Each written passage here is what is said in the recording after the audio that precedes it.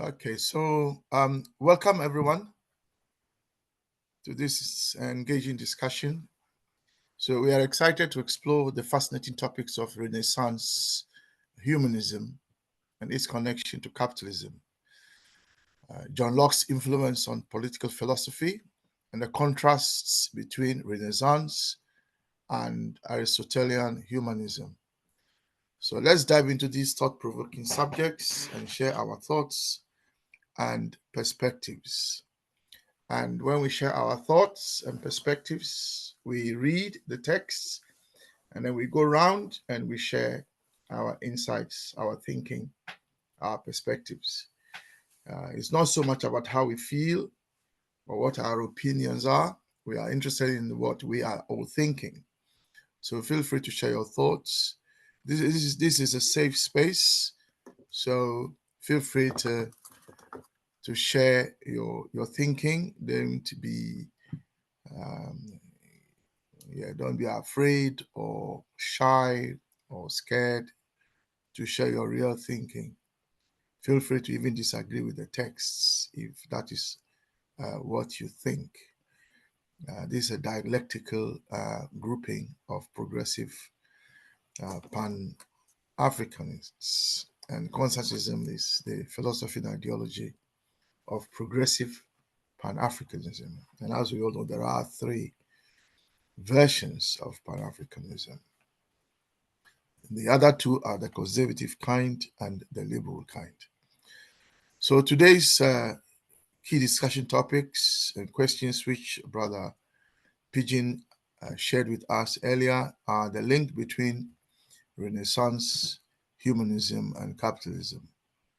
How did the Renaissance's focus on individual rights contribute to the development of capitalist ideology? And secondly, what is Locke's influence on political philosophy? In other words, why did even Locke come up with his political philosophy? To what extent did his political philosophy reinforce the concept of individual competition within the political sphere? And the third aspect of our discussion, which again Brother Pigeon shared with us, is the contrasting humanisms, the Renaissance humanism and Aristotelian humanism. Let me stress that Aristotle was not a white man, as some of us are circulating or believing. Um, so let's bear that in mind that Greeks, when we say Greek, we don't mean a white person. Some of the Greeks, like Euclid, were Africans, lived in Egypt, born in Egypt, lived in Egypt, never traveled anywhere as far as we know. And as you know, Euclid is the writer of the mathematics textbook called The Elements that lasted for 2,000 years. Um, the idea that somehow white people are the originators of everything nice, beautiful, and so on is itself a racist concept. So let's be mindful of that. So the third are the constructive humanisms between Renaissance and Aristotelianism and Aristotelian humanism. What are the key differences between Aristotle's cooperative humanism and the individualistic humanism of the Renaissance? And the question is, which approach offers a more compelling vision for societal progress? Now, we are within our rights to reject both and say that we want Ubuntuism as our humanism. And I'm sure some of you will share your thinking on that. And finally, will be the contemporary parallels. Whenever we look at these texts and discuss, let's remember the fundamental question we're asking ourselves is what was the message that the writer was bringing to our attention? Because the whole point of the texts is to arm us with a philosophy and an ideology for the combat that we face. And we'll recall that the combat was of two dimensions: the political combat and the economics combat. The political combat has largely been won, even though there are liberals and conservatives in office, some of who love the oppressor more than the oppressed. But they are our brothers and sisters, and our beef now is with them and how we can remove them from office and replace them with our other brothers and sisters who want to make the welfare of the people the supreme law. So we're going to be drawing parallels between the tensions between cooperative and competitive models of human interaction. Some may argue that communalism is a form of cooperative humanism. Again, we'll share our thinking on that. And so these models of human interaction in the Renaissance and similar tensions in our contemporary society. Let's all feel free to share our thoughts. All we ask is let's show respect and to one another, and in as much as we are free to share our thinking, let's disagree respectfully with others. Feel free to jump in if you have any thoughts, questions, or observations as we go around on any of these topics. So once again, welcome everyone. It's the 6th of February 2025, and I am Brother Christian Kwame Agbodza, chair of Constantism. So, as I said, we shall read the texts and then we shall share our thinking. Please bear in mind that even with the reading of the texts, we encourage everyone to read. And so, if anyone wants to read, feel free to do so. We normally also, in the past, we used to go around the table, around the desk, and we read in turn. That's so that it's it's in itself a form of cooperative humanism, if you like. Right. Okay. So thank you all for coming. Right now we have Brother Pigeon who opened the meeting. We have Sister Myra, and then we have Sister Tapua. So welcome. Brother Carrington is just about to join us. So who would like to read first? Ladies, Sister Myra, Sister Tapua, will any of you want to read for us? And Sister Tapua, we note that you've stabilized your internet, so that's nice to know that you're not able to join us uninterrupted. So, yeah, so thank you so much. It's not easy joining these meetings from the continent. It can be really challenging on various grounds. Sister Amara, I see you've unmuted yourself, so I take it you want to read for us. Is that correct? Yes. Shall I read both paragraphs or just the first one?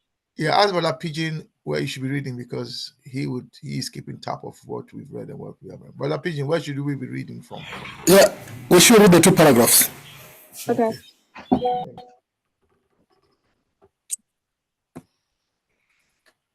The humanism to which the Renaissance gave rise served as the link between the emancipation of thought from religious shackles and the strengthening of capitalism. For it raised from the economic sphere the unfeeling competition and pursuit of supremacy which characterize capitalism, and transposed them to a philosophical conception in which each man, armed with his natural and inalienable rights, is pitted against every other man. This transposition became a tour de force in the political philosophy of John Locke. It is this political philosophy which largely inspired the American Constitution. Both the Renaissance and the Humanism, which it fortified, were the second Renaissance and Humanism. The first Renaissance and Humanism were represented by Aristotle. He, too, as I have tried to show, represented man as the center of the universe and made the limits of knowledge coincide with the limits of the human understanding in reclaiming the forms and putting them back in nature, and also in his fixing of the categories of thought, which were at the same time the categories of being. His humanism was a cooperative one, in which each man, perceiving a different aspect of the truth, contributed it to the common whole.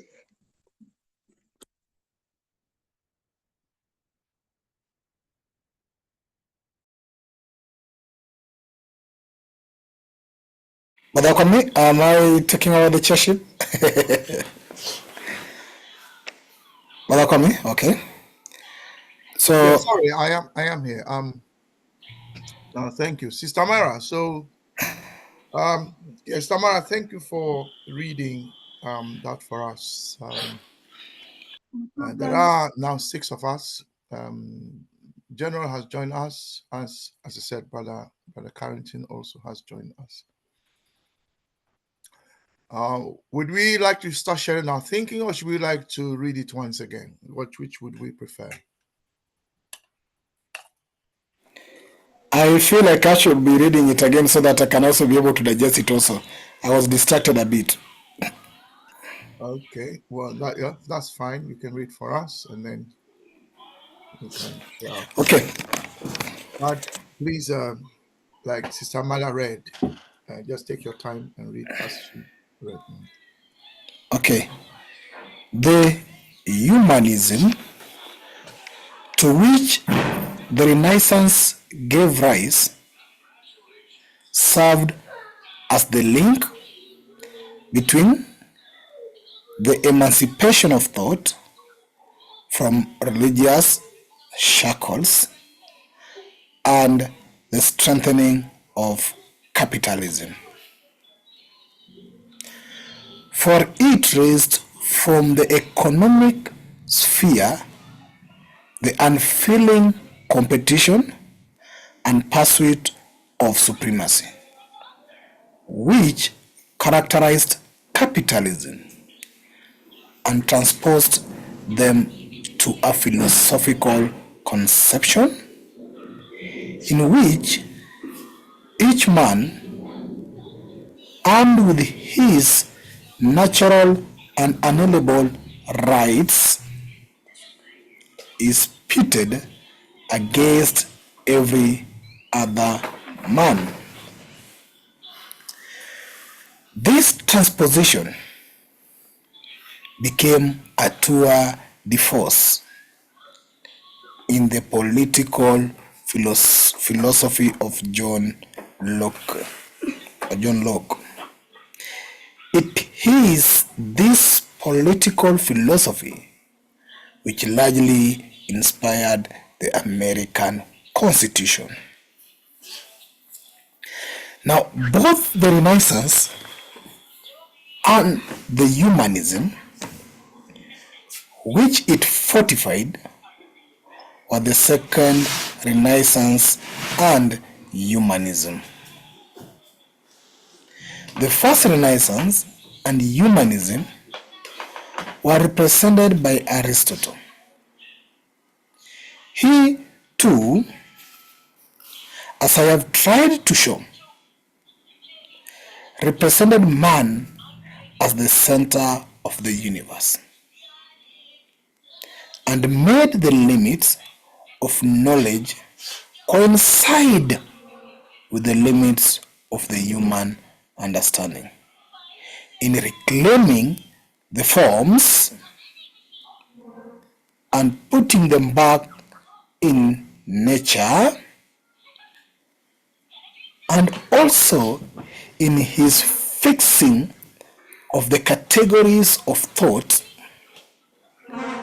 which were at the same time the categories of being. His humanism was a cooperative one in which each man, perceiving different aspects of the truth, contributed it to the common whole. Thank you.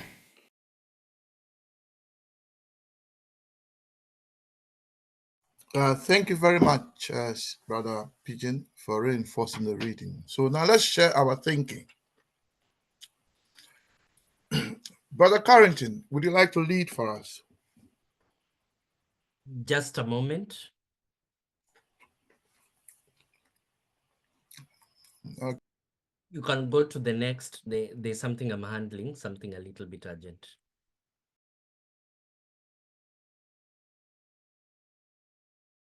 Sister Tapua, would you like to comment sharing of thoughts for us, please? Sister Tapua's thing has gone off, so we'll come back to Sister Tapua. Sister Myra, are you able to share your thoughts?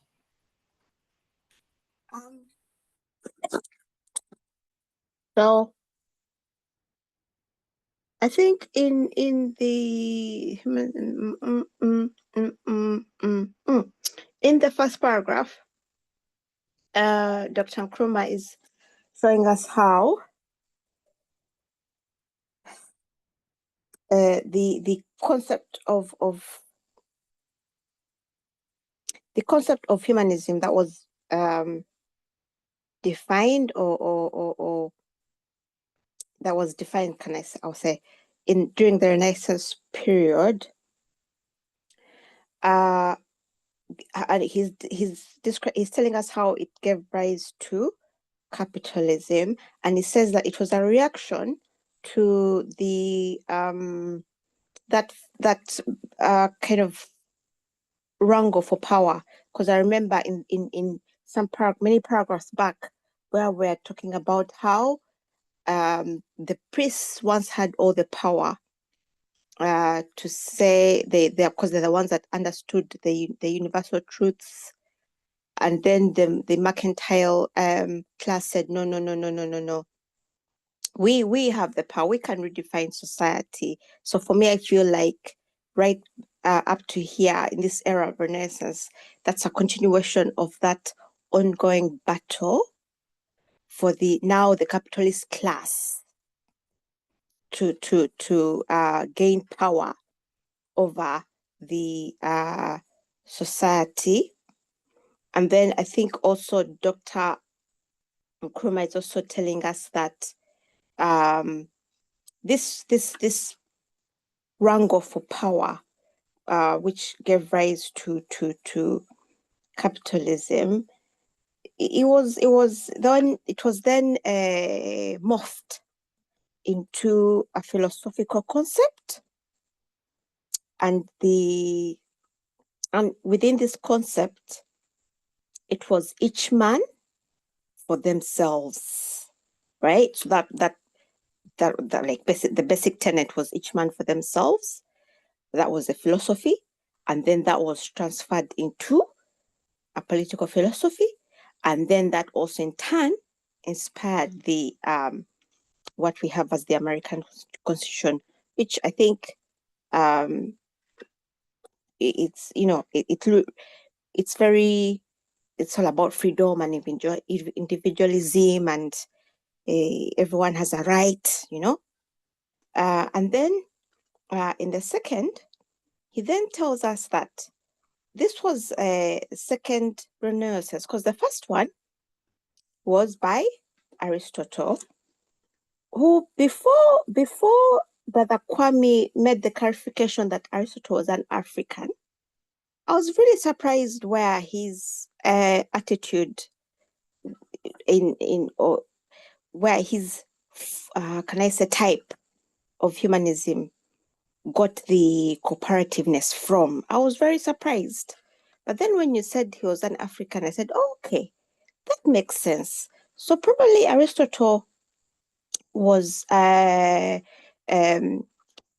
was getting his thinking from African thinking, right? That's why his was one of cooperation, which said that everyone, even if they might understand things differently, but they have something to contribute to the common whole. No one is better than not. He says truth. So as long as it's true, none is better than the other. It can all come together and work together for one common goal, which he calls a common whole. Just one question though, if someone can help me answer, is what the meaning of forms in this context is, understanding in reclaiming the forms and putting them back in nature. What exactly that means? So the word forms and then putting them back in nature. What do those two things mean, a pattern together? Sister Thank Mara, you. Yes. yeah, let me give you that answer so you can build your ideas. Yeah. Mm. What it simply means is that the ideal table that Plato talked about is not in the sky. That ideal table is with men and women. You understand? Okay. Nobody is on an ideal table. Tables are constructed by men and women, if that makes sense. That's what I mean by taking it from the sky and putting it in the arena of men. Does that help? Okay. Mm-hmm. Okay. So does it? So is that the same as saying different ideas and then trying to put them into the material world? Is that? Yeah. So if you follow Platonic thinking, the tables that are in this world are spurious. They are counterfeits of the real table, which is the ideal table in the mind of God up in heaven.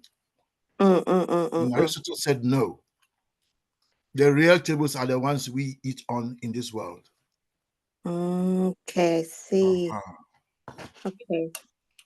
Okay. So then that means Aristotle was very, very materialist. Although here Dr. Kwame. Very much so. Very Yes. much so. Yes. So it's Aristotle that restored, if you like, materialism, which then you can see leads to the affirmation of human beings Yes. or humans as central to truth and the idea that we can all contribute because we're all humans. We know that Aristotle made some errors. We've already been through all that. Thank you. Yes.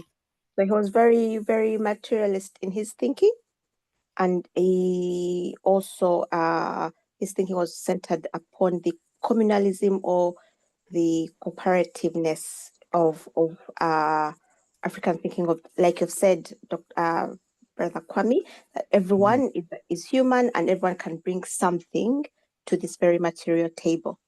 Yes, although as you recall, he was happy with Greeks enslaving other people, but not other Greeks. It's like saying that the Luo people should not enslave other Luos, but should go and enslave the Kikuyus. Or the Kikuyus should not enslave other Kikuyus, but go and enslave the Luos. Yes, there was I guess then he kind of categorized in some kind of way. He kind of categorized beingness. Yeah. The other thing, Samara, is apart from the fact that we should not assume Aristotle is white. Mm. That thing also is that remember that the documents and the publications and the manuscripts and so on that Aristotle laid his hands on through the young man that he trained, who then led the war. Trying to remember his name. Remember those manuscripts were African manuscripts. Is it about Napoleon? Sorry? Is it Napoleon or Alexander? Yes, Alexander the Great, yeah. Remember, Aristotle trained him, and he's the one that went to help steal the books for him. He's the one that helped him steal the manuscripts. And remember that the manuscripts were African documents. And Aristotle was trained by the African priests. And so you are asking, where did he get his cooperative? That's where he got it from. So you can argue, that he got it from Ubuntu, if that is what you want to argue. Yes, I see that. But what I'm cautioning people to not buy into this notion that Greeks were white people. Because when you look at the documentation for the Renaissance,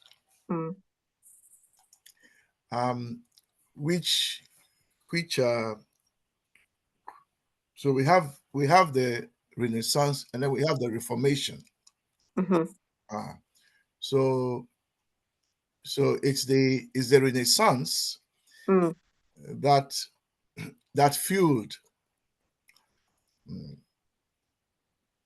the Reformation, you see. And when you read the text, they will say things like Europe discovered the classical writings, classical learning, art, humanism of the Greeks and the Romans. Yeah, they don't say the Africans because of racism. Yes. The Greeks themselves are clear. Herodotus is clear that a lot of the things that they have came from the Africans. So the Greeks themselves are clear on where they got their learning from. It's the Europeans later that falsified the origins. They didn't want to give credit to what the Greeks had said. I've already shared with you, because I teach maths and I'm into maths, the history of maths. I've already shared with you the Open University's what they call their reader, which is a document they make available for all their students.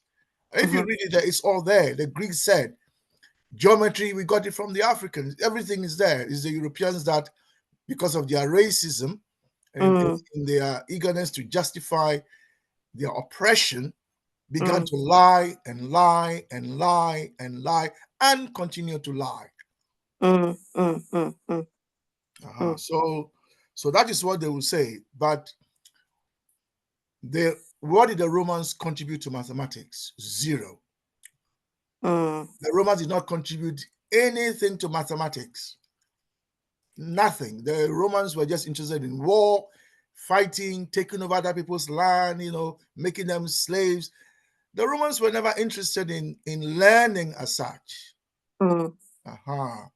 So that is what the text will say. But if you read between the lines, what they are really saying is that it is classical Africa that is the root of the Renaissance. They discovered our writings, which they had discarded because of the church's dominance. Yeah. So I'll pause there, but I'm sharing this with you because you are developing your thinking so you can build on it. So I'm not taking over your sharing. No. Thank you. Yeah, so that you can develop your own thinking, and then say it your own way. No, it was. Thank you. It was a teaching moment. And I was thinking how the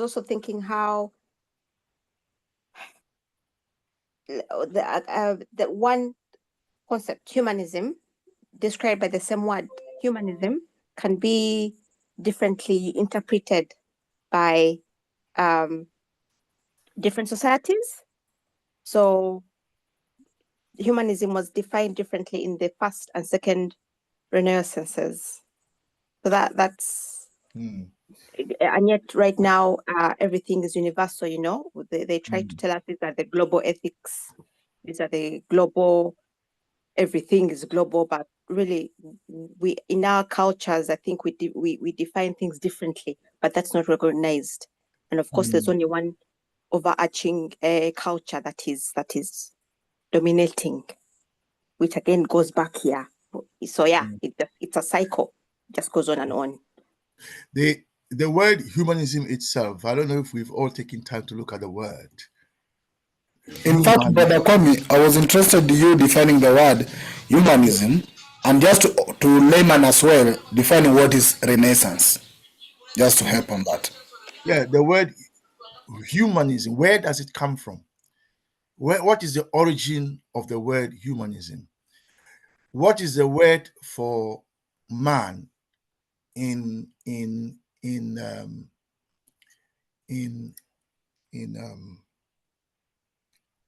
so when brother Pigeon is teaching on Tuesdays, brother Pigeon, when you are teaching us on Tuesdays, what is the word for man when you are teaching us?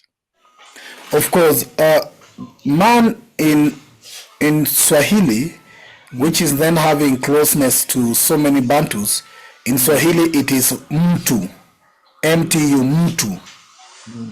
But then Swahili have is as Bantu. Like, I don't know, Sister Myra, what will be the word of man in your language? Omuntu. Umuntu, you see? And then in my language is but the real word is huma.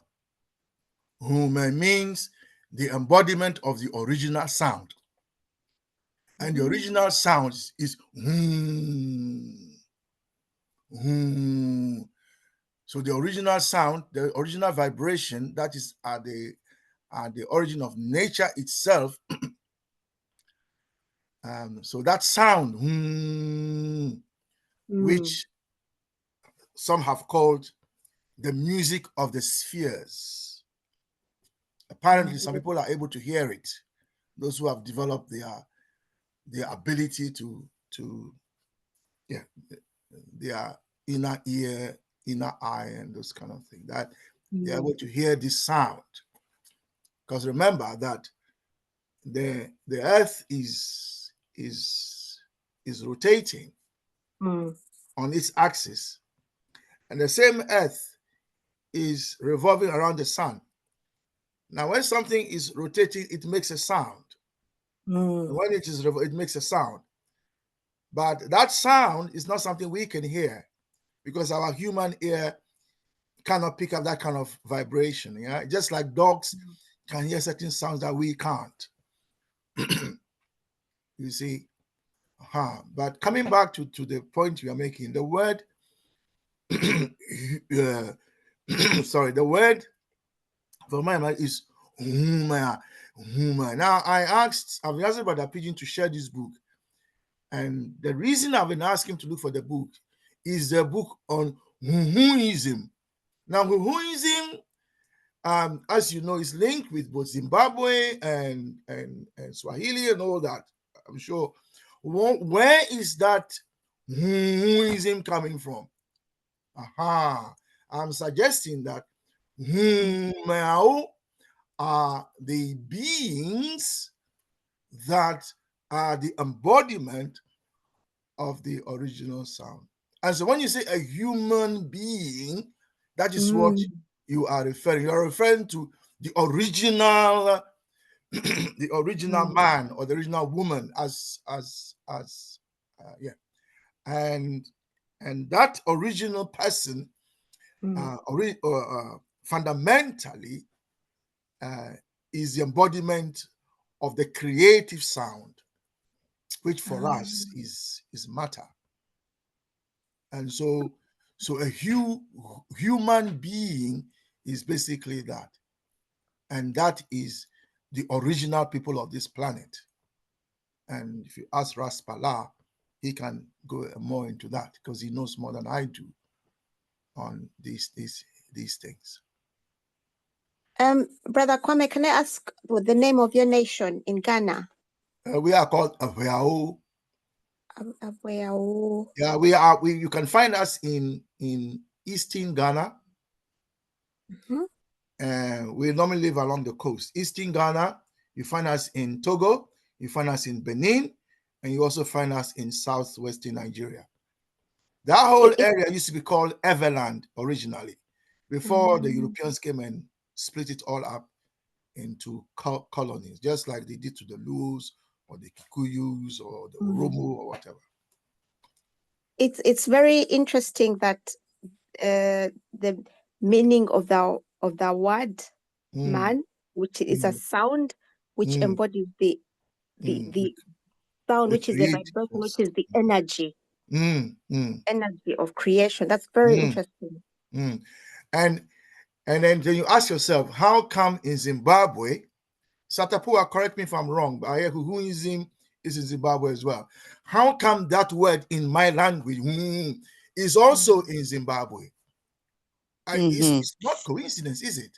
We must all come from the same place. Yes, in Zimbabwe, go on. In Zimbabwe, it's for man, as in human being, it's Munu. And then we go Hunu.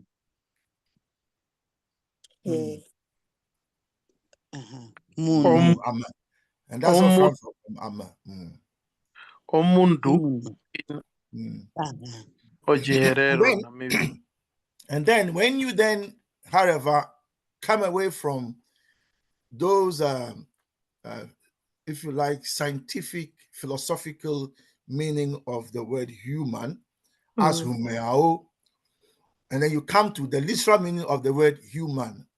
The word hue itself is in English is color, isn't it? The hue of something is what is its color. So when you say human, you are saying a person of color. Right? Okay. Now, is that strange? Not really. If you look at nature, all creation have color. There is no creation. Look at birds, there is color. Look at trees, there is color. Look at fish. You look into the sea, there is color. You look into the sky, there is color. There's color everywhere. And so it shouldn't surprise us that when you look at humans, there's also color, and hence the diversity of color. The idea that the absence of any color, which is paleness, somehow should be called white, and that somehow the absence of color is the supreme, or that which is greater or bigger or better, or is at the heart of the pyramid. And that, you all agree with me, is basically racist nonsense.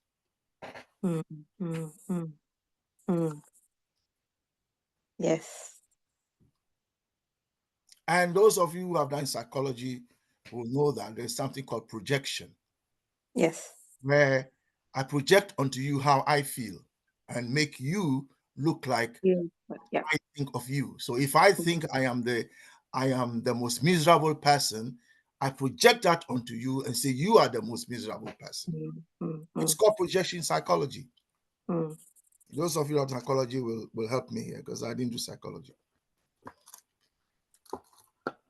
Okay, so I am the supreme. I am the supreme. I should be at the head of the table. Then you know there's a problem. There's a psychological problem. Now, Dr. Cresswell-Singh, whose book I have introduced to us also, ISIS and papers. his thesis, which is a color confrontation thesis. Those of you who haven't read it should read it because she's a psychologist. Her book is mind-blowing. If you want to understand why grown men are throwing small white balls into the ground and give it a grand name. Yeah, that grand name, that sport where grown men are throwing small white balls into the ground. And then if you want to read that, that's very, very interesting. Or why grown men will be throwing small balls through the air, and that is a big sport. And why in some sports brown balls are handled with the hand and they are not kicked around. It is all interesting. If you're interested, look at what Dr. Crossworthing has said. So we are discussing humanism, by the way. That's what we are. This back to you because you were the one sharing. I was just adding to you so that you can finish sharing your thoughts. Yeah.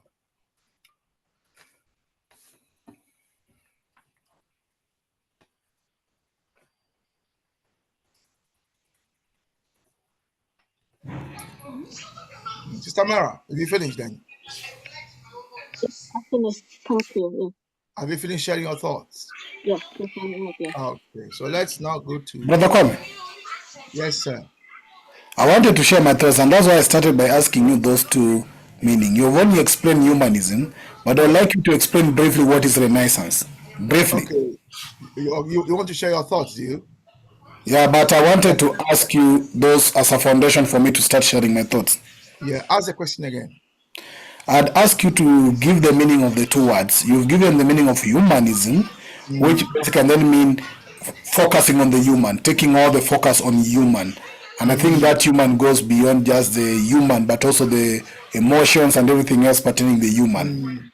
Yeah. But now, what is Renaissance? What is Renaissance? That's a good question.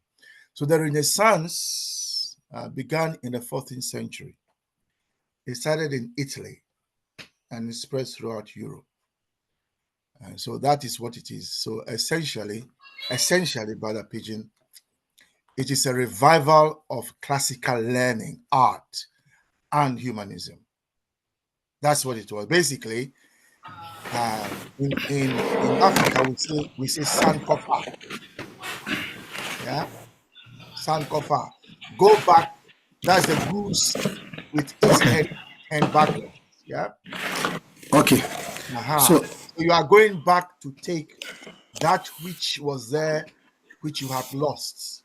Okay. And the idea here is that because of the dominance of the Christian church through Plato,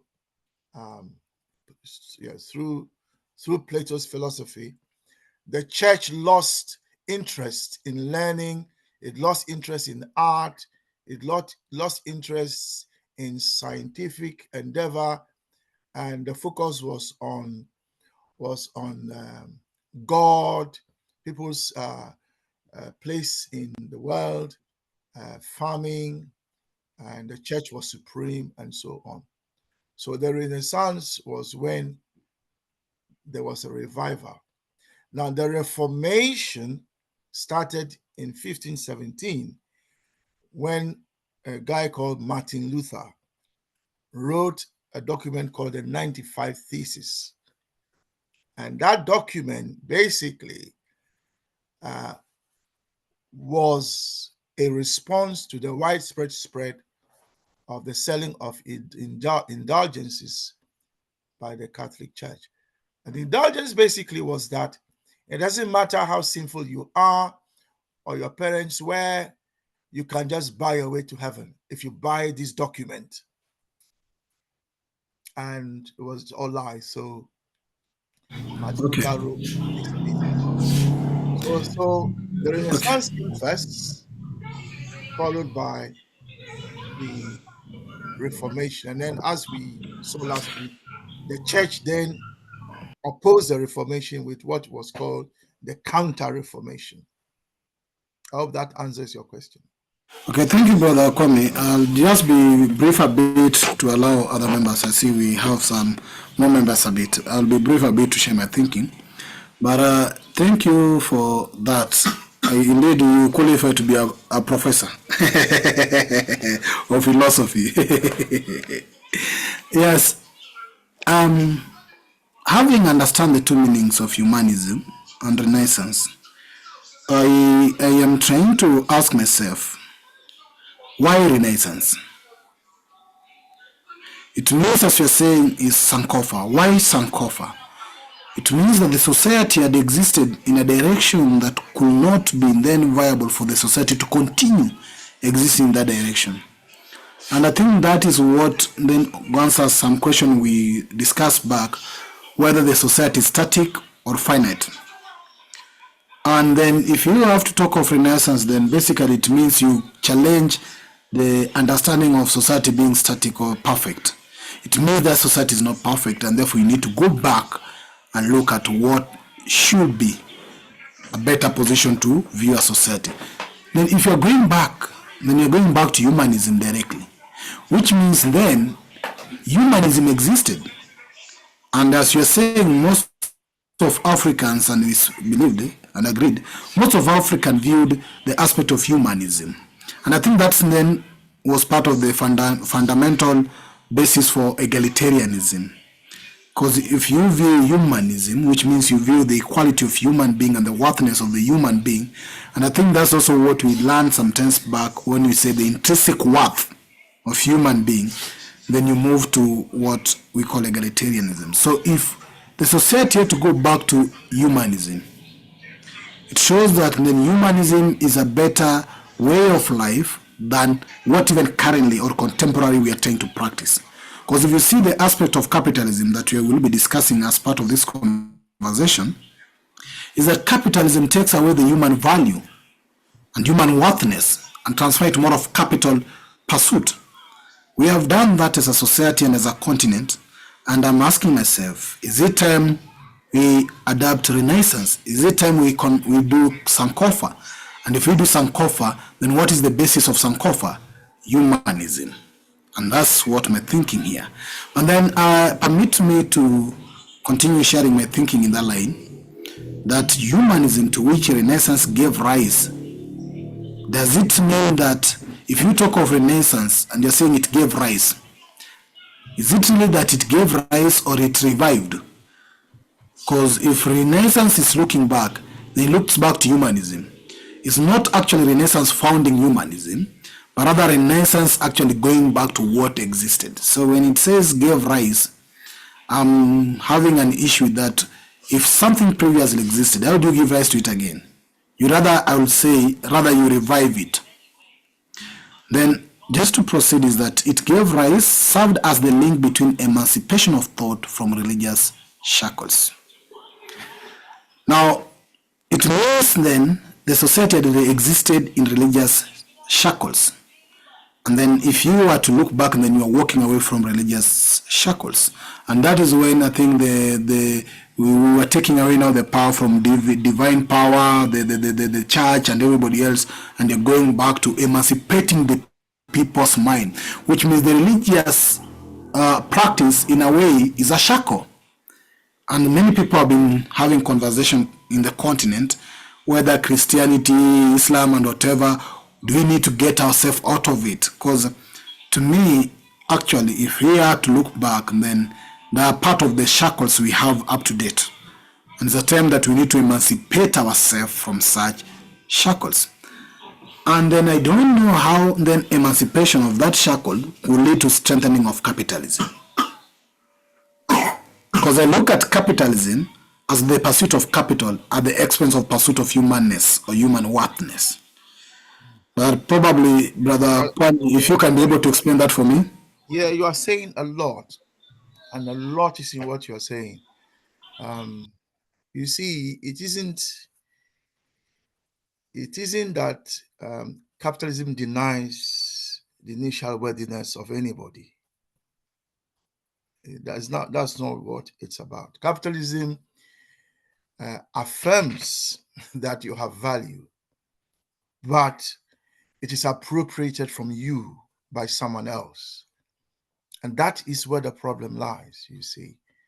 That if myself, Brother Carrington, yourself, we come together and we create something, that which create doesn't belong to all of us.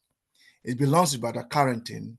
If he is the one that provided the capital, that was used to buy the materials, to pay our wages, and so on, and to pay the rent for where we did the work.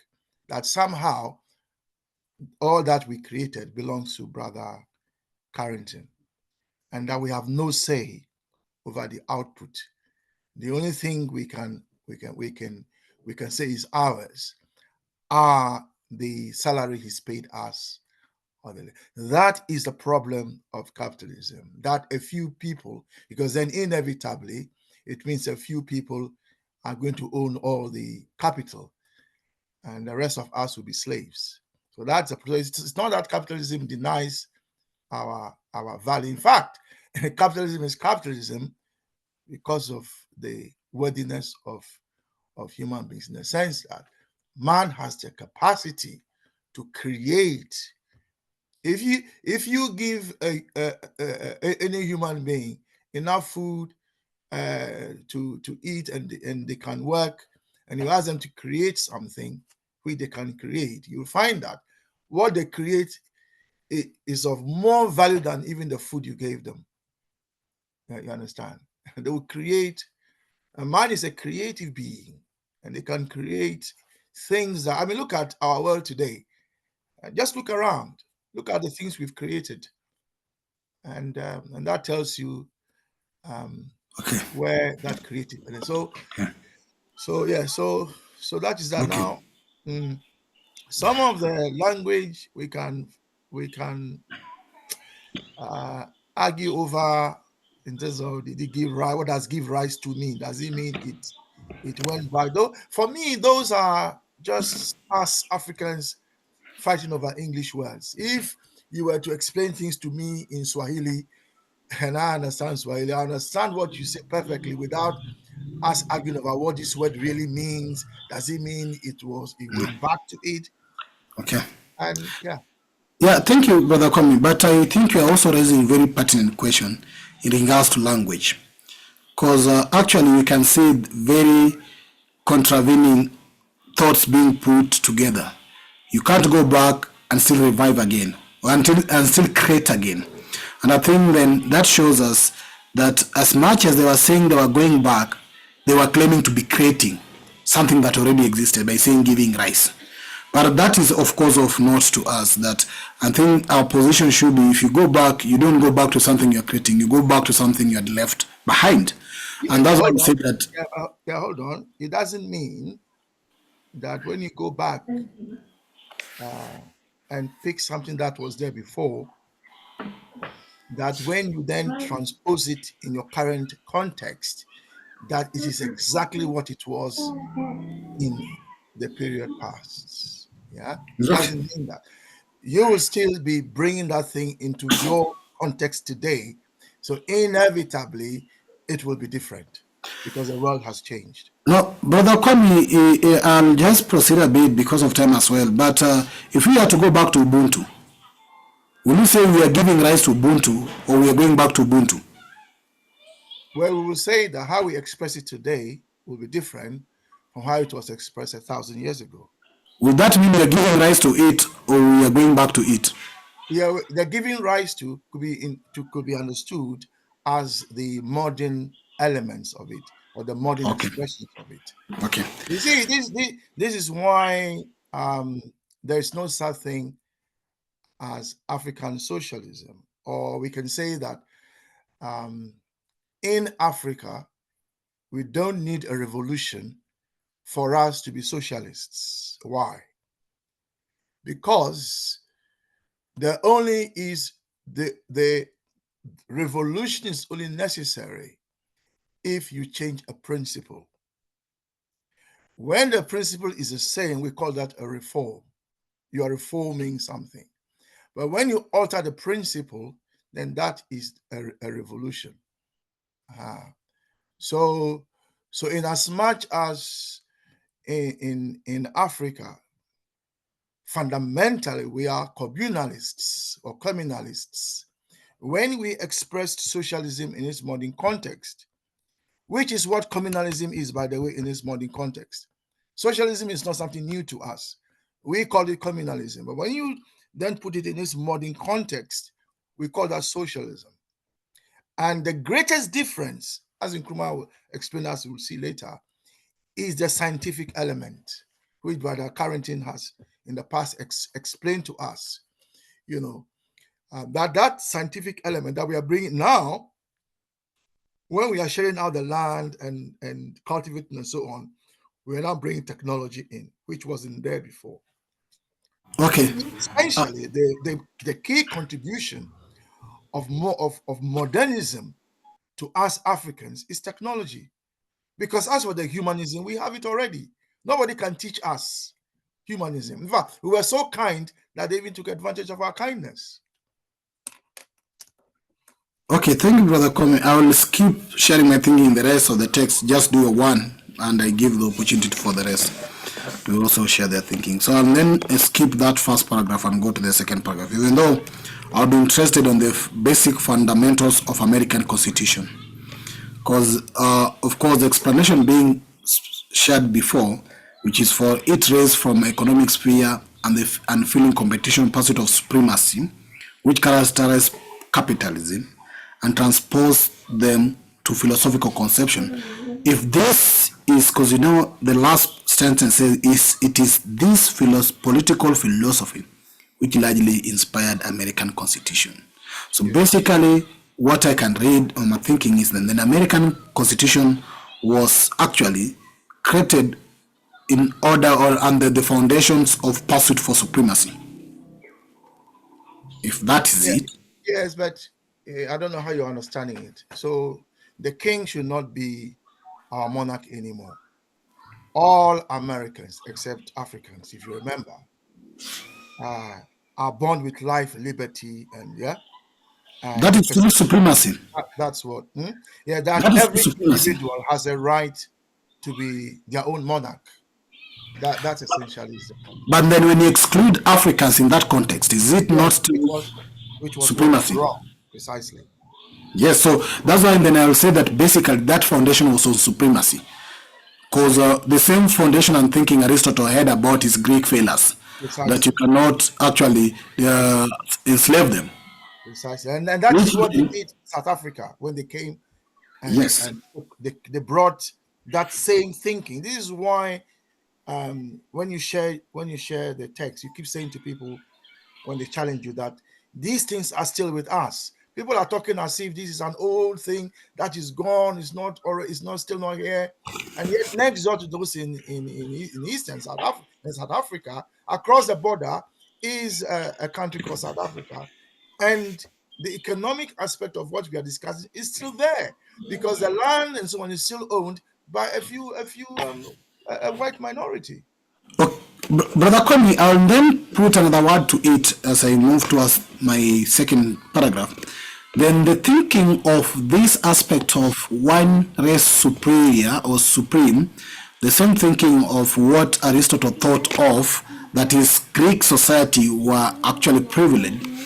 Is that not actually in relation to what today we face so-called tribalism? Where but Brother Pigeon, what I read from Aristotle, he wasn't saying that Greeks were superior. He just said that don't enslave Greeks. Brother Kwame, when you accept that I'm not in a category of being enslaved, but you can be, what do you tell me in that context? You cannot, myself, I cannot be enslaved, but you can be enslaved. What are you trying to say, basically? Yeah. So remember that his fundamental thesis is that all human beings can contribute to the truth. Then, and if you remember, he opposed Plato, drawing on Socrates, who you remember used Meno, the slave, to demonstrate that even the slave had access to the truth. But I think we agreed from the text that he made some errors. No. Brother Kwame, when you believe that some people are naturally slaves, some people, not everyone, not everyone. But that is what he said, that some people are naturally slaves. And that's why he could not fight slavery subjected to some people, but to his community he could not. That's why he could actually support his community enslaving other people. But it didn't mean that slaves can't contribute to the truth. Anyway, it's a matter of men taking away the worthiness, intrinsic worthiness of an individual and equating it to the functional differences, which means that I'm a slave. Being a slave is not intrinsic worthiness; it's rather a function or a job I operate in a society. So anyway, I think what I wanted to connect is this can be the philosophy behind tribalism as well today. Because tribalism in Africa, where somebody will find his tribe, and when one of your tribe is a leader or one of your tribe is maybe attacked, you don't care the worthiness of another person who is in conflict, and you go ahead and kill. This has happened in Kenya during the post-election violence, where one tribe actually even burned the other tribe in church.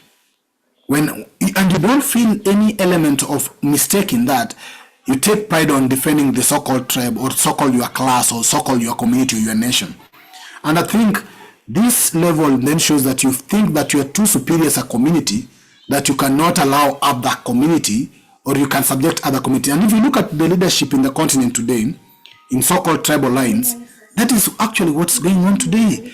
In Kenya, two communities have been ruling this country, Kikuyu and Kalenjin, and they always feel some privilege on that. And small communities in this country may not be able to do that, or might not be able to even ascend to that power. That level of even voting for a candidate because it belongs to your community. It's that element of thinking that I'm saying is graduating all along from the Greek thinking here of their society being enslaved and some not, to the American supremacy thing that, okay, whites is okay, but the blacks cannot, you see. But I don't want to take this conversation further. I'll just allow myself to stop here so that I cannot comment in the next paragraph to give people some room as well. Okay, thank you. Yeah, so you are right that that kind of thinking is as old as the African. And if you find your children are expressing a certain sentiment, then ask yourself, where did they get it from? Because children do what they see their parents doing, and if Africans are the fathers and mothers of the entire human race, then what they are seeing, what they saw is what they are doing. So you could say that. So Dr. Creswell saying makes a point. Those of you interested can go into this. Sister Ida, you are a girl. Let me ask you a question. Why do the girls say that Ufli Elagio Igbo? Do you know? No. But you've heard a The saying. answer. But you've heard a saying. No. So okay. I don't know it. Sorry. Ufli Please Elagio translate. Igbo. It means. Please translate. Yes, it means that the albino child does not die. The albino child just disappears. So the albino child is a child that has the same skin tone as what we call white. Yeah. And in the Ghana tradition, they say that albino child doesn't die. That albino child disappears. But what does that really mean? And so you can go into it and say, was the child left in the forest to be eaten by animals? Was the child removed from the family? Why was the albino child not seen as part of the family? And so on. And Dr. Creswell goes a bit into this and goes into the history of the Romans. As you know, Rome was originated by two brothers, and they were twins, and they were left in the bush to die, mostly by their mother or by their community, and they were found by wolves, and the wolf took the babies to its den, and the wolf breastfed these babies, and these babies grew up with the wolf. And so the dog becomes a cherished animal in that tradition. And the word God itself is a reversal of the word dog. You can look into all this if you are interested in Dr. Creswell's publication, because she is a psychologist and was interested in where all this was coming from. And so I'll pause there and let Sister Tapua share her thinking. So Tapua, yeah, you can unmute. Hello, everyone. I just wanted to comment, but also raise a question. Because can you share your thinking first on the text, and then you can then comment on other things? Is that okay? Yes. Thank you. I'm thinking of the basis of the American Constitution and how it excludes other people. And also, in a way, makes even those at the bottom of the pyramid in that society feel they're better than other people of the same class in the whole world. So we're not just talking of discrimination or competition within the American society, but we're also looking at competition within the world as a whole. So they kind of co-opt the lower class, the enslaved in quotation marks, into feeling that they're better than other slaves. It brings me to the point that if we read at the last sentence, his second paragraph, his humanism was a cooperative one in which each man perceived a different aspect of the truth, contributed it to the common whole. I think all societies, to an extent, acknowledge this, even the capitalist society, like has been discussed. But it's the attitude with which the contributors are perceived and held. I was reading an article when I visited Ghana. I bought a book on the apologies made by the tribes that were co-opted into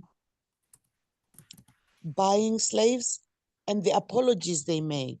And what hit me was the fact that their understanding of enslavement was nowhere near chattel slavery, because the text says that within the context of Ghana and the particular tribes that were supposed to be apologizing, a slave was a person who was treated as a person.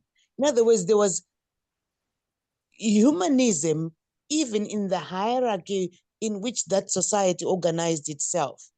It did not exclude people from having families. The slaves, in quotation marks, I'm really reluctant to use slave here because their understanding of slavery was not the same at all with what happened across the Atlantic. And I think that brings into perspective the fact that while society sees talents differently, and some people actually feel it is better for me to be in America in the bottom class than to be in this group in the bottom class. It also happens within the humanistic Ubuntu area, where you are supposed to feel better if you are looked after by your own relation, but you're working with them because they acknowledge who you are. They see you as a human being. It led me to ask in the chat, what is slavery? If we're talking of how slaves are perceived differently depending on the economic context we're looking at, what then is slavery? That's my contribution for now. Sister Poa, you see, Yes. the question you asked, the original question you asked, or the point you made about people wanting to be at the bottom because the group they belong to was seen as superior. Remember, that is a historical development. it wasn't always there. Mm. And in the context of America, where whiteness is a creation, it's a philosophical creation. There is no race who are white. There is no human being that has a white color. It simply doesn't exist. So there's no such thing as a white race. But there is a social grouping called white, and that has a specific historical creation. It was created in America, in Virginia, following what is called Bacon's Rebellion of 1676. Remember, in those days, there was no difference between laborers of European and African descent. They were all laborers. And the ruling class, who were English, oppressed them all. They didn't make any difference. But it was when they came together and rebelled against the white aristocracy that they came out with this idea to create something called whiteness, and then tell Europeans that they are part of this white group and that they have certain, if you like, privileges over them. And they passed laws. They passed laws on top of that. And it is the laws that force people to become racists. So racism has legal basis. If you go to South Africa, it was when the National Party passed laws, that said that you can't marry, a white can't marry this, Africans must live in this area, colored people must live in that area, Europeans must live in this. It was those laws that forced people to live a certain way. So when you say that, you are right. But remember, it is a historical development. It hasn't always been that.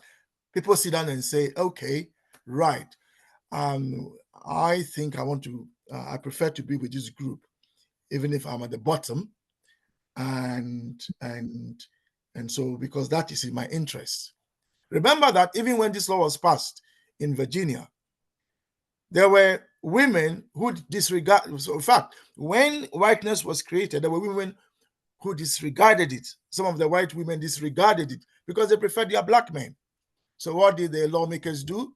They passed a law that said that if you're a white woman and you have children with a black man, those children of yours will also be slaves. Now, if you're a mother, would you want that for your children? You see, so it was the laws that forced people to behave like that. Even though these same white women disregarded the law, they found themselves at a disadvantage. So I'm just trying to draw that your attention. Now, on the question on slavery, I don't know whether it will be a benefit to us to look at the various types of slavery, how that will be beneficial to us, because whatever the types, they were all bad. Whether it was chattel slavery, whether it was all slavery is bad. So I don't know whether it will be a benefit to us, but if we want it as an intellectual exercise, we can look at it. The reason why I'm asking Before you go on, so some of our brothers and sisters today are against even the word slavery, and they say we should say enslaved rather than slaves. Carry on, sister. Right. The reason why I was thinking it's worthwhile talking about this is because if you're looking at what Brother Pigeon has said about tribalism, you'll find that people disregard the class. They have the class positions.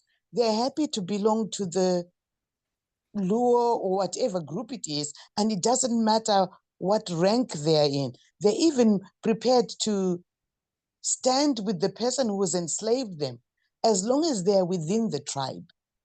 This is in the context where it's not been legalized. I mean, there are no laws that are written to to protect, so that even in political systems, you have people today in the huge political parties that we have in our countries who are clearly exploited by some of the leadership of the parties, but they still cling on.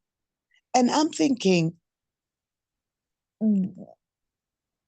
it's got to do with some psychology, some way that people are thinking and perceiving their own situation. And Yeah, but Tapua, as you know, we are not idealists, we are materialists. So we ask ourselves, if that is psychological, like you say, you've just said, what is a materialist origin of that psychology? Even if it is psychological, it didn't drop from the sky. no, It has to have some material basis. Yeah? No? So Yes, if you look at Ghana's example, when the CPP was in office, the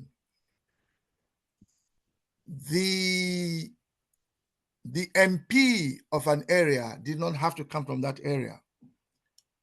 The MP for a Luo community can be a Kikuyu, and an MP in a Kikuyu community can be a Luo. And that was deliberate party policy.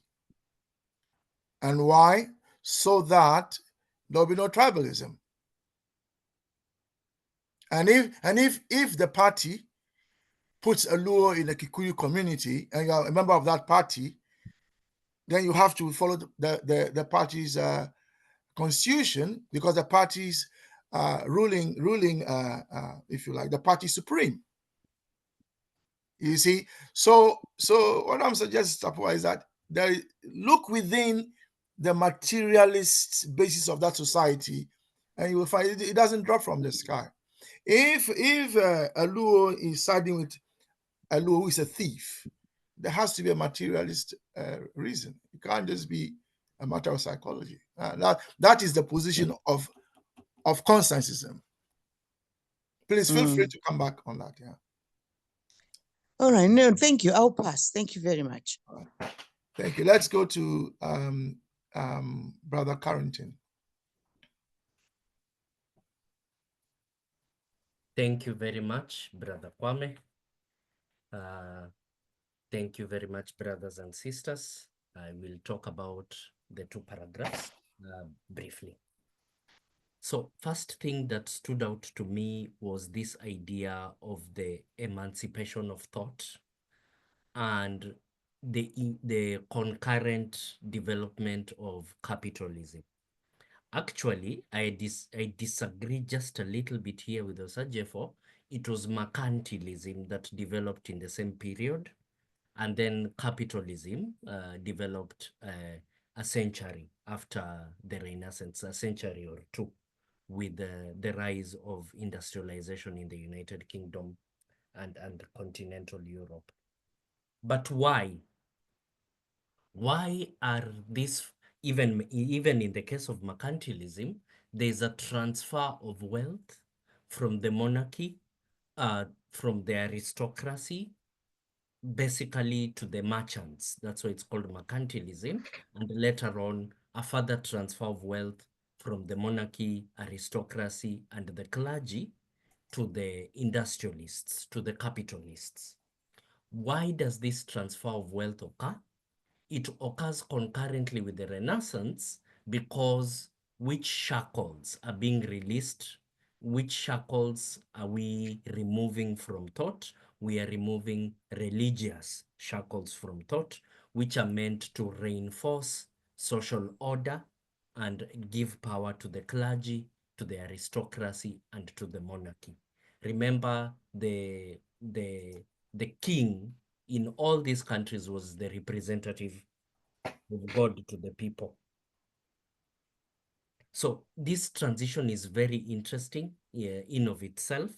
And you can, again, just to remind people that it is not a transition that only occurs in in Europe, in very many societies where there's a lot of interaction, there's a lot of trade between different communities. The monarchy, the aristocracy tend to reduce in power, and the clergy. So, for example, for very many times now, Brother Kwame has talked about the Kikuyu and the Luo. Brother Pigeon can correct me, but the Kikuyu had no definite leader. A lot of power was rested in the hands of the Council of Elders. This is because of very long interactions with other communities in Africa. So this is not a strange thing that is happening in Europe. It is a consequence of this dynamics, of these economic dynamics. With this, there's this rise of,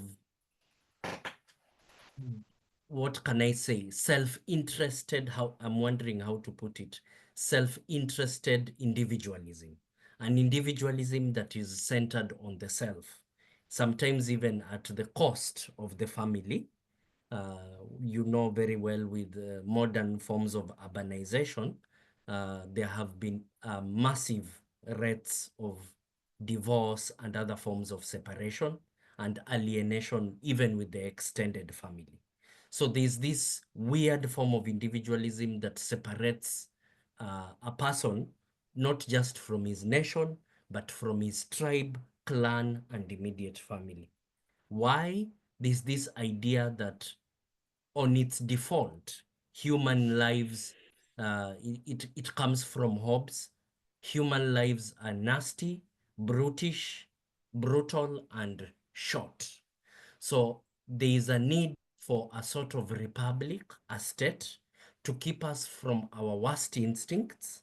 And in return from the state keeping us from our worst instincts, we will invest power in these people, in these politicians, in these leaders. So it's an entirely different way of thinking about the function of the state, which is meant to keep us from our worst as individuals.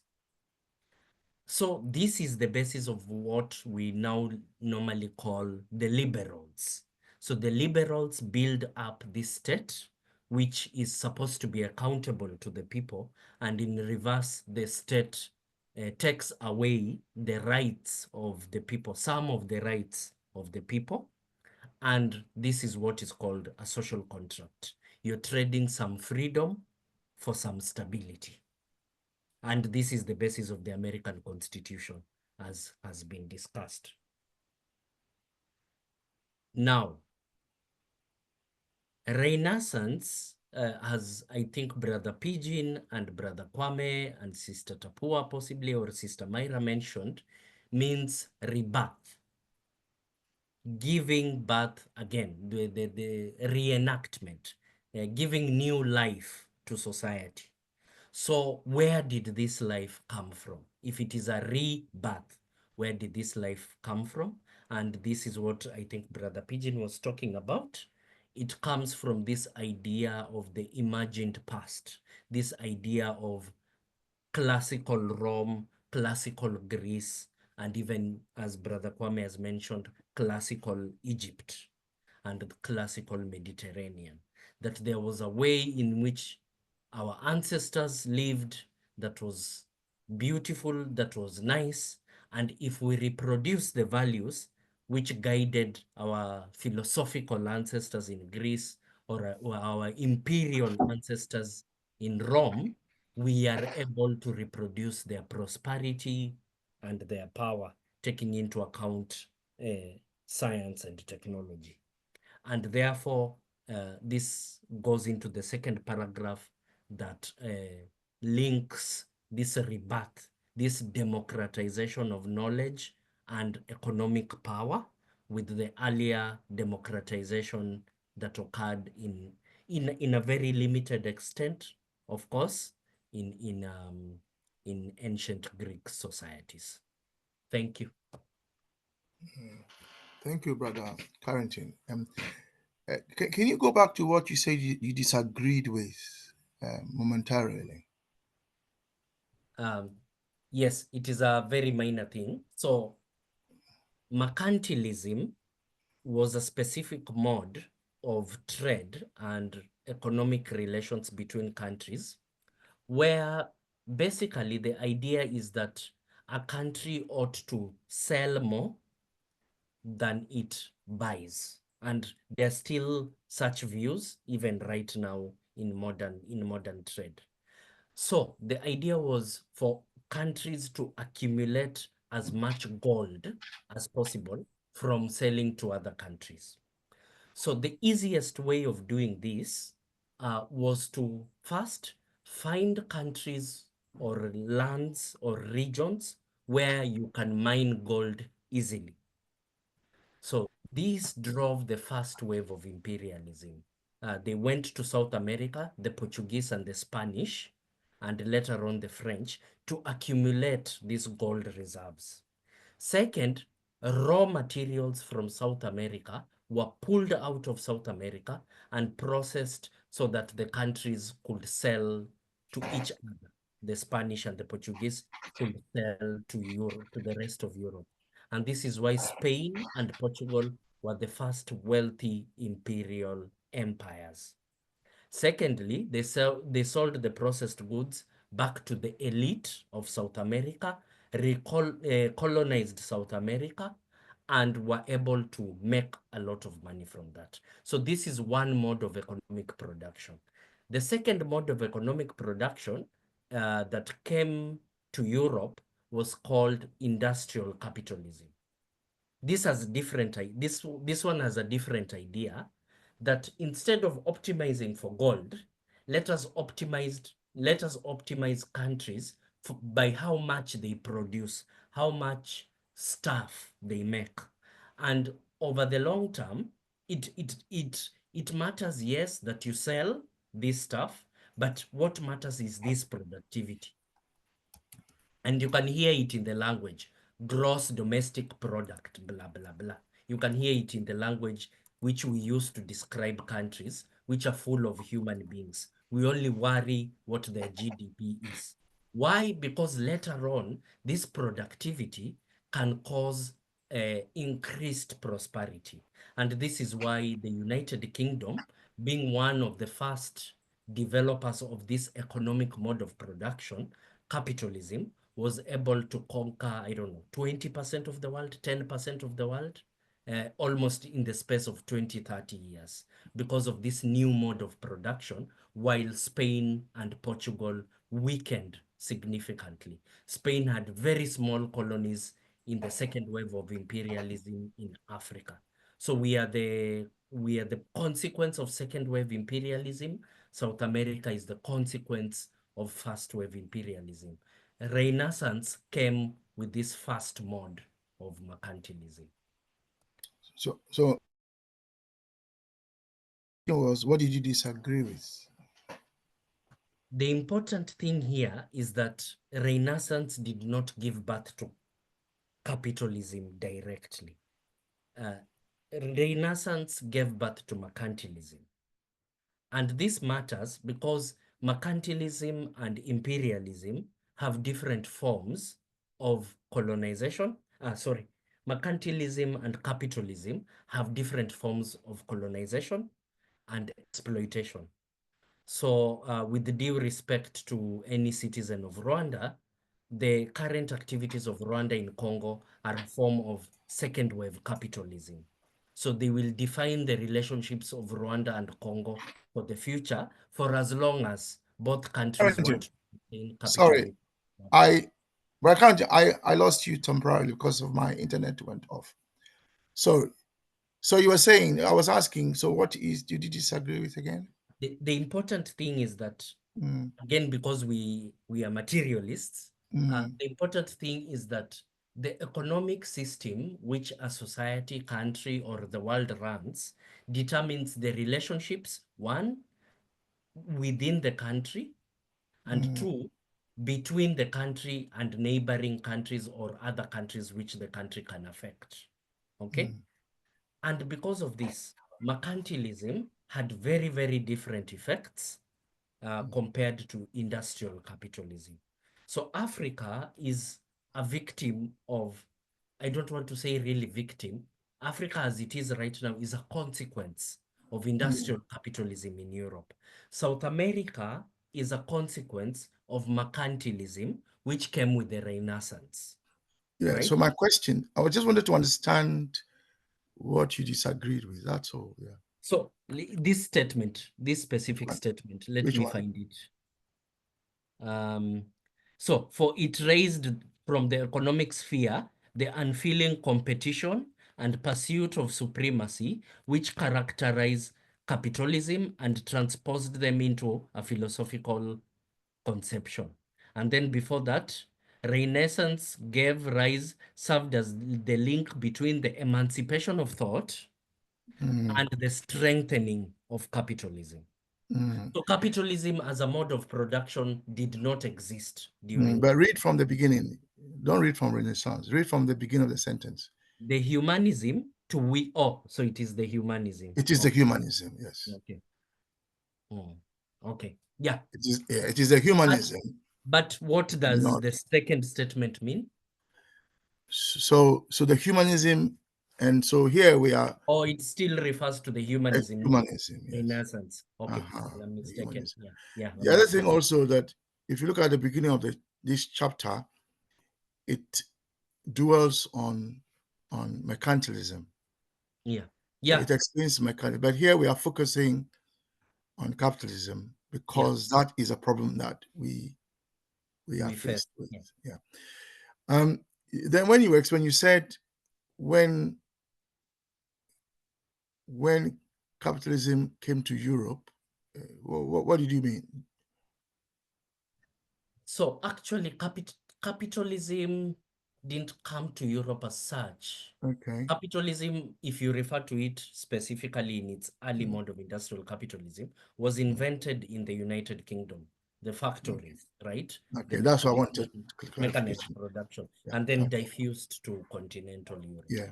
So industrial capitalism has its origin in Britain. Yes. Okay. Thank you for that clarification.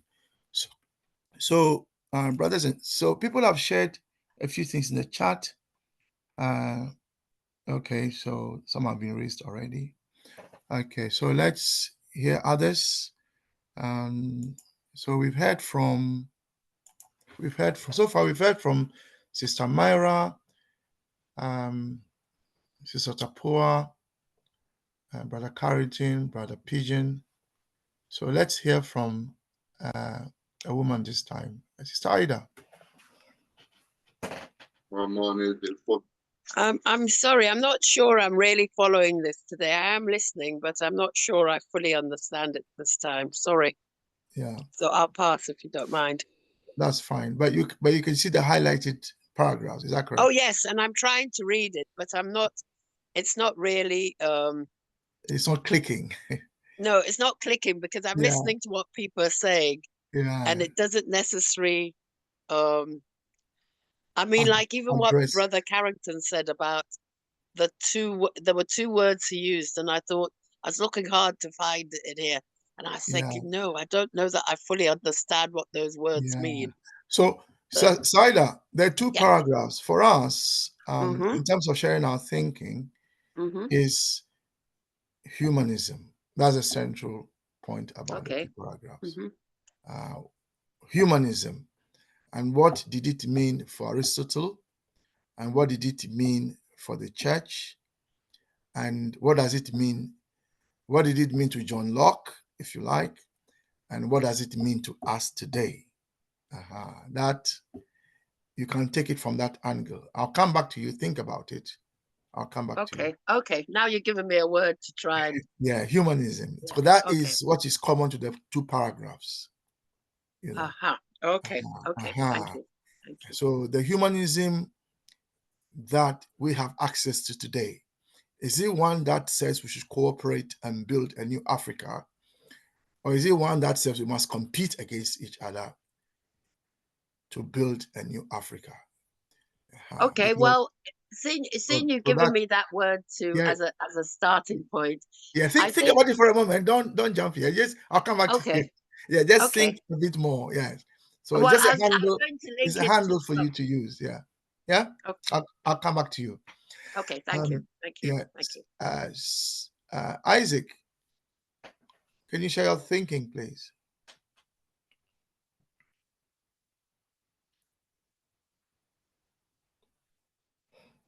Isaac? Isaac is not ready. Let's go to Brother Coco. I'll come back to Isaac. Welcome. It equally seems Isaac is a new member for our class, probably maybe the first time joining. So it will be good for him to introduce himself probably as well. Okay. You speak to him in the background using the chat, yeah? Brother Coco, can you share your thinking, please? Greetings, comrades, and thank you for this opportunity today.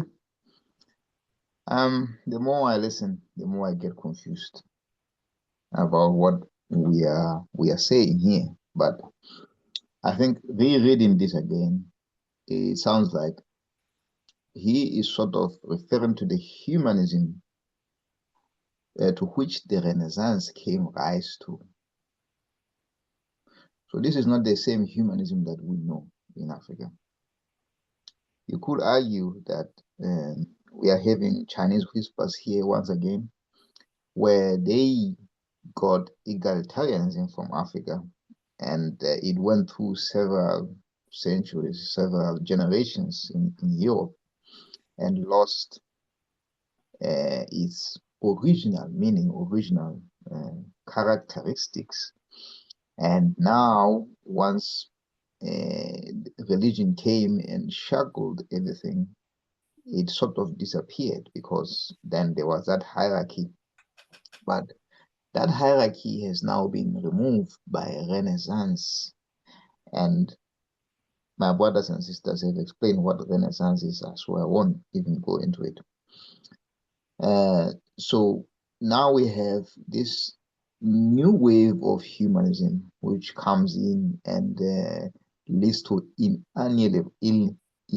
inalienable rights, which are pitted against every other man. So every man now has those inalienable rights, and they are pitted against a fellow man, and they are expected to then compete for everything, compete for resources.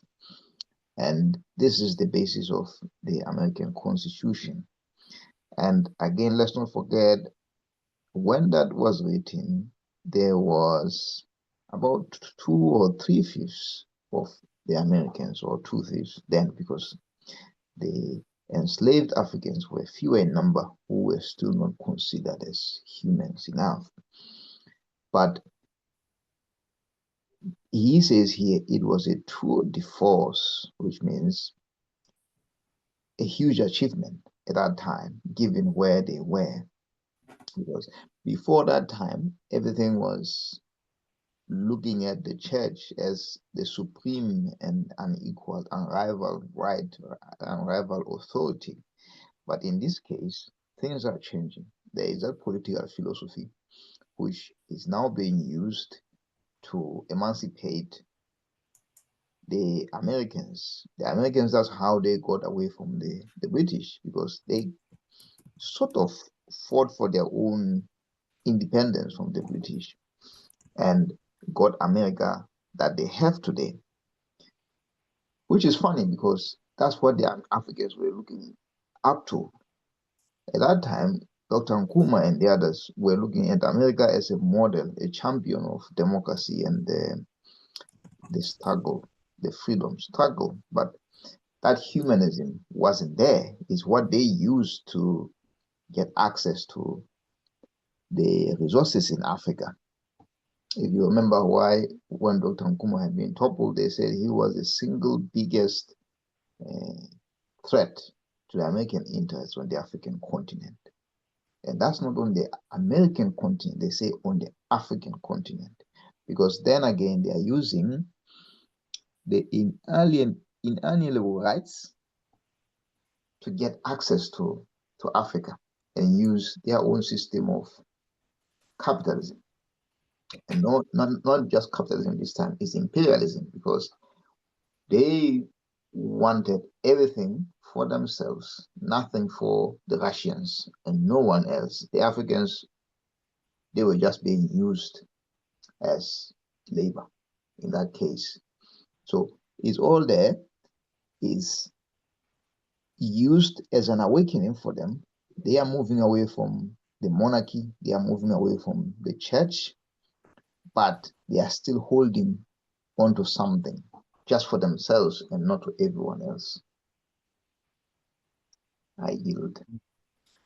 Thank you, brother Coco. Sister Ida, I'm back to you now. Humanism. Yeah, humanism. I was going to say that I think we're at a time where humanism is going to be very much challenged, especially with some of the things that Trump has done. Whether it's getting rid of aid. I think I haven't even got that word right, to do with aid, but that the Americans were supplying, and that he's told a whole load of people. I think he's even recently just got rid of something to do with the UN. Is it the USAID? No, he's made everybody go have holidays, and he's taking people, he's bringing people back from all over the world, and it's UN's something. It's almost like humanism, like their aid. It's not USAID, but it's something that he's taken away from the UN. And I think that, he's going to challenge a lot of people in this world to decide that America's aid was one thing, but that their humanism is going to have to speak for itself in their own right, in their own countries. And I do think that, and also the fact that he's deporting so many people. So I think that people's humanity is really going to be challenged. Whether we like it or not, we're all going to be challenged with what's going on. So I see that they're talking, that they brought in the passage about, they brought in religion once again, and this time they go on about, Americans' inalienable rights and stuff for their their amendments. But I think that humanism isn't a thing of the past, and it's something that is constantly challenging different societies, different parts of the world at different times. But I think now it's not just different parts of the world at different times, it's going to be all over the world. And the nice thing is that we see that I have to go back to the Sahel states and say, because we saw those trucks being moved from Ghana to there for their agriculture and their this and that. And we're also hearing about, I think they were talking about, I'm not sure if it was wheat, but they were talking about the countries in Africa that are growing the most agricultural wheat or whatever it was. And so I think that Africans are going to have to be challenged to stand up for themselves. Whereas the rest of the world might try now to be as small as they can and keep out of the limelight.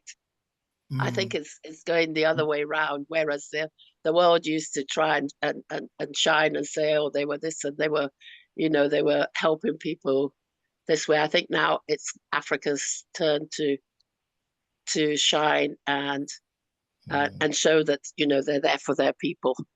Does that make sense, what I'm saying? Sorry. Yes. So, yes, okay. I'm understanding you to say that Trump's actions are basically challenged American humanism. and how well, Americans expressed their humanism in the past. yeah, but I think it's now becoming a thing of a past because he's been so so he's been so brutal, and I think that it's now challenging Africans to stand up and help their own people, and also to say we can do it. You know, we don't need your aid. I half think that anyhow. Yeah, well, yeah, you are right. Now, if the Americans had just listened to the Osajifo rather than overthrowing him because of what he said was true. I mean, they killed Lumumba. It was they that murdered Lumumba. It was they that came in when the Europeans were leaving to recolonize Africa. So Nkrumah wasn't, when Nkrumah wrote Neocolonialism, Nkrumah wasn't lying. But they got upset, and as Brother Koko said, saw Nkrumah as a threat to their interest in Africa and all that nonsense. And it's not that Africans could not do for self. African can do for self. It's the Europeans that keep interfering, overthrowing governments, murdering people, killing this person, overthrowing that government. Look at what happened in the Congo. So if Trump is saying they are going to stop killing people and murdering people and sponsoring coups and all that, well, that's wonderful. Then that means we'll be left alone. But I doubt that very much. I doubt they'll leave us alone. So we'll have to fight. So nobody's going to give us nobody's going to give us freedom without a fight. That's why the army is in charge in those Sahelian states. Do you think if it was non-military people, they would still be there? The only reason those guys are still there because they have the guns. They control the arms. That's why they are still there. Let's be honest. But I think that they've started a new way of thinking. I do think that that's because they have the guns. They control the army. They control the guns. They control the armory. All the arms are kept. They control the military aircrafts. That's why they are still there.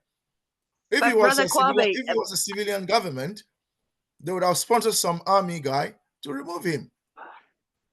And remember, these army guys, these young boys, they are not immune. We've heard that there have been coup attempts already against them. Anyway, the time is 2 minutes to 8. And General, Sister Shisaida, I hope you don't mind me moving on. Well, okay, I will leave it, but I think that we've had a lot of people who have been in the army who've taken over, but haven't done the same thing. They haven't been humanists. So I think there's been a difference. Because their intention was not to solve any problem. Their intention was just to have their share of the cake. Exactly. So, I think that there's a new form of humanism coming out, is what I was really trying to point out. No, that's an interesting observation. Okay. Right. It's almost 8 o'clock now. Raspala. When I hear the name Trump, I'm thinking you should come in and say something about the texts we've read. Yes, Father. Yeah, the time. Yeah. The only thing I can say now is just that Trump is doing what he's supposed to do. We are supposed to do what we're supposed to do, which is to unite by all means necessary. But maybe I'll be sharing my views on the Saturday now, because I wanted to share the one of the slavery, like how slavery came to be, but that's a reasoning for another day. Thank you. Yeah, remember, liaise with Brother Pigeon, and yeah. So whatever Saturdays you need, we'll just you can present. Yeah. Okay. Yeah. Although we have a program, we'll work around it. It's our program. It wasn't imposed, so we can always work around it. Okay, so thank you all for coming. I'll hand over to Brother Pigeon to make the announcements and then bring the meeting to a formal close. Thank you. Thank you, comrades, and it's a pleasure to have you with us once again. We look forward to continue with this conversation come next week on Thursday from where we've left. And yes, on Saturday we're looking forward to discuss, I think it's Pan-African financial institutional banking institutions, something in relation to that. But I'll share the proper information in regards to that by tomorrow latest. And yes, we once again want to invite you to our Pan-African Library, and I've shared circulation of invite on the same. And we are having very, very interesting progressive books with us. So once again, the recording of this class will be available next week, Tuesday, Wednesday. The last week recording are all available on our YouTube channel. Thank you very much, and yeah, let's meet again next week or this Saturday. For those who may not make it for that Saturday, let's meet next week on Thursday, same time, so that you can be part of a consistent conversation. Yes, that's it, Brother Kwame. No, thank you. So thank you all. Everyone. Thank you. Thanks. Good night. Bye. Thank you. Bye bye.